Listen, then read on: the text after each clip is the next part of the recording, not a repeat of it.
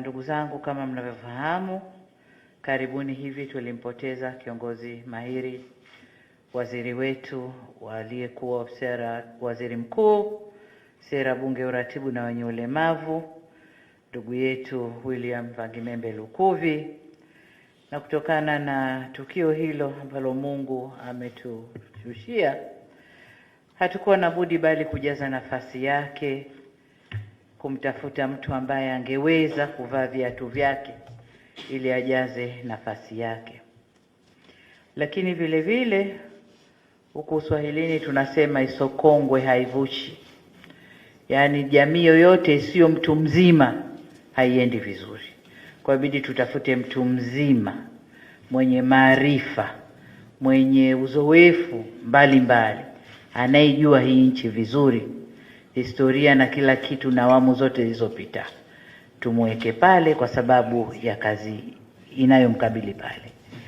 Kwa hiyo tumeona mtu mzima wetu hapa ni Mheshimiwa Kabudi, Profesa Palamagamba John Aidan Mwaluko Kabudi.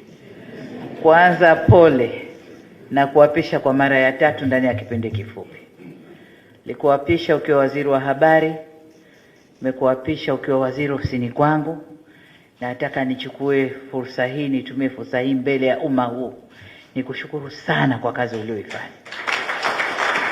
Ukiwa ndani ya ofisi yangu katika kipindi kigumu, ulipambana ndani na nje ya nchi kueleza hali ilivyo, kuieleza nchi yetu mpaka tumepata hapa tulipofikia. Kwa hiyo nakushukuru sana. Lakini katika hilo wanasema kwenye fungu ndo panapoongezwa. Sasa kwa sababu ya sifa hizo zile kwako, bidi ni kuongeze jukumu kubwa zaidi. Huku nitaendelea kukutumia kwa yale muendelezo, lakini utaendelea kutumika kwenye ofisi ya waziri mkuu, sera, bunge na uratibu. Sikumuona mtu mwingine aliyesoba, mwenye na umahiri kama wewe kwenye nafasi hii. Kwa hiyo naomba upokee utumishi huo na uende ukatufanyie kazi pale. Kwa uwezo ulionao, sina shaka kwa jukumu utalimudu na utalitekeleza vyema ili kufikia malengo tunayokusudia. Tunaanza utekelezaji wa dira, inataka uratibu ndani ya serikali, baina ya sekta zetu ndani ya serikali, na hawa wakiratibiwa, mratibu wao katika ngazi ya wataalamu ni katibu mkuu kiongozi.